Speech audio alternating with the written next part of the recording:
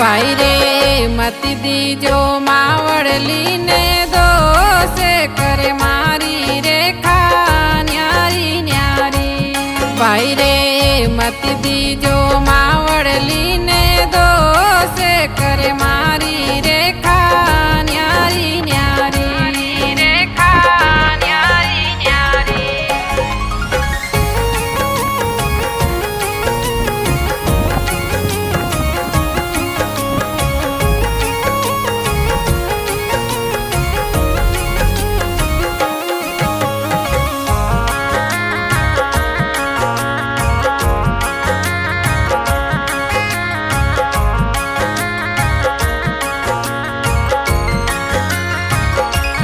भाई रे एक पिता रे बेटा चारे चारा।